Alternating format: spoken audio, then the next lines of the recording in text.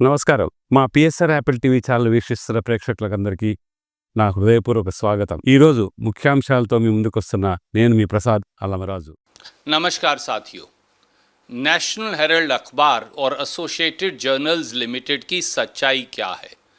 क्योंकि आजकल बीजेपी और मोदी सरकार के द्वारा श्रीमती सोनिया गांधी और राहुल गांधी जी के खिलाफ दायर की गई चार्जशीट और अटैच की गई संपत्ति बहुत चर्चा में है। क्या ये सच है या झूठ है? क्या ये असलियत है या फर्जीवाड़ा है?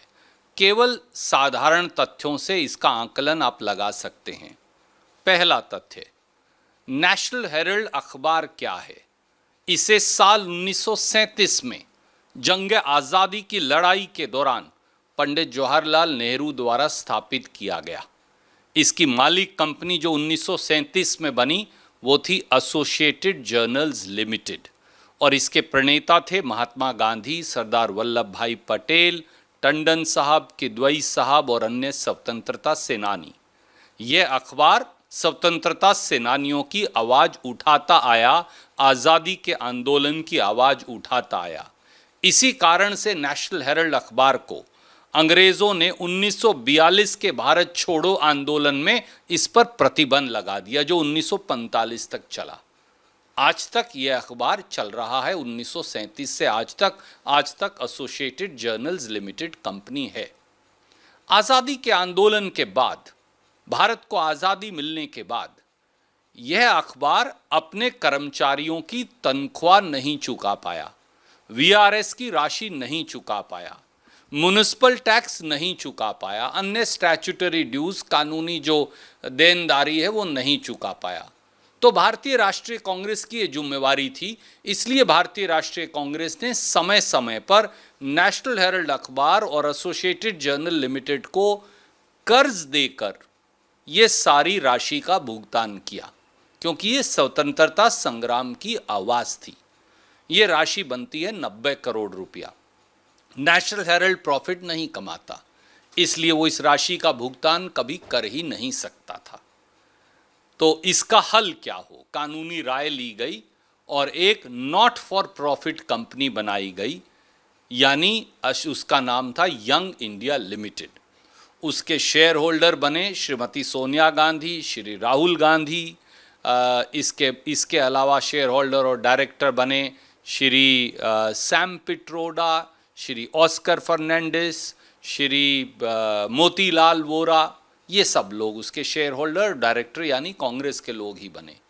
और उस कंपनी ने 50 लाख रुपया कांग्रेस पार्टी को देकर वो 90 करोड़ का कर्ज ले लिया। अब नेशनल हेराल्ड तो वो कर चुका नहीं सकता था, इसलिए उन्होंने यंग इंडिया लिमिटेड को इसके शेयर अलॉट कर दिए। नॉट फॉर प्रॉफिट कंपनी क्या होती है? यंग इंडिया लिमिटेड ना किसी को तनख्वाह दे सकती, ना डिविडेंड दे सकती, ना प्रॉफिट शेयर दे सकती, ना संपत्ति बेच सकती और ना ही उसके शेयर बेचे जा सकते। ये एक ऐसी कंपनी है, तो इससे कोई फ़ायदा किसी को हो ही नहीं सकता। अब एक 2012 में शिकायत दायर होती है चुनाव आयोग में। किसके द्वारा? श्री सुब्रमण्यम स्वामी के द्वारा, कांग्रेस पार्टी के खिलाफ, कि 90 करोड़ का कर्ज क्यों दिया गया। चुनाव आयोग इसको खारिज कर देता है। इसकी अपील वो सुप्रीम कोर्ट में दायर नहीं करते। उसके बाद एक दरख्वास्त ईडी को दी जाती है। किसके द्वारा? सुब्रमण्यम स्वामी जी के द्वारा। वो दरख्वास्त भी अगस्त 2015 में मनी लॉन्ड्रिंग का जो केस कहते हैं, ईडी के द्वारा खारिज कर दिया जाता है, बंद कर दिया जाता है। जब बीजेपी को लगा कि इसमें कुछ है ही नहीं गलत और ये सारी चीज़ें चुनाव आयोग ने भी बंद कर दी और अब खुद उनकी सरकार में, बीजेपी सरकार ने, ईडी ने भी बंद कर दी, तो आनन फानन में ईडी के डायरेक्टर राजन कटोच को बदल दिया जाता है और सितंबर 2015 में बंद हुए केस को दोबारा चालू किया जाता है, जिसकी अब 10 साल के बाद एक फर्जी आरोप पत्र जाहिर किया जा रहा है। हमारे बड़े सीधे सवाल हैं। पहला सवाल, दोस्तों, क्या यंग इंडिया लिमिटेड ने एसोसिएटेड जर्नल्स लिमिटेड या नेशनल हेराल्ड की कोई संपत्ति खरीदी? जवाब नहीं में है। क्या एसोसिएटेड जर्नल्स लिमिटेड या नेशनल हेराल्ड की कोई संपत्ति यंग इंडिया लिमिटेड या राहुल जी या सोनिया जी या किसी और डायरेक्टर या शेयर होल्डर के नाम हो गई? जवाब नहीं में है। क्या एसोसिएटेड जर्नल्स लिमिटेड या नेशनल हेराल्ड से 1 रुपया भी लिया गया?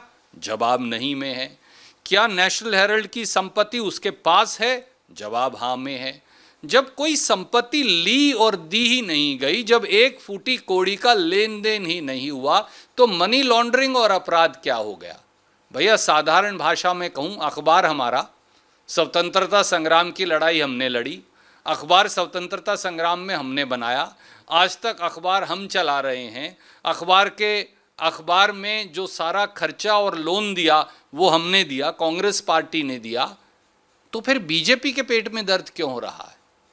तो फिर मोदी सरकार के पेट में दर्द क्यों है?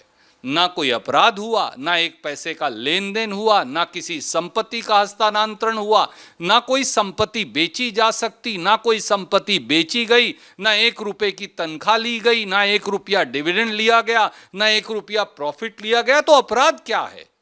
ये सवाल है जिसका जवाब बीजेपी को देना पड़ेगा। इसीलिए चुनाव आयोग ने भी केस बंद कर दिया था, इसीलिए ईडी ने भी बंद कर दिया था।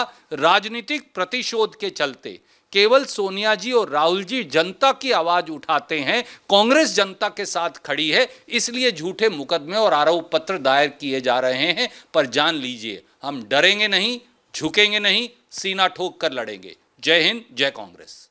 మధుమేహం నియంత్రించండి, మీ ఆరోగ్యాన్ని సంరక్షించుకోండి. యాపిల్ డయాగ్నోస్టిక్స్ సెంటర్ వారు అందిస్తున్న యాపిల్ డయా కేర్ కేవలం 499 మాత్రమే. Fasting blood sugar, post lunch, complete blood picture, lipid profile, complete urine examination, LFT, home sample collections at your door step. సంప్రదించండి యాపిల్ డయాగ్నోస్టిక్ సెంటర్ 8008 804 014.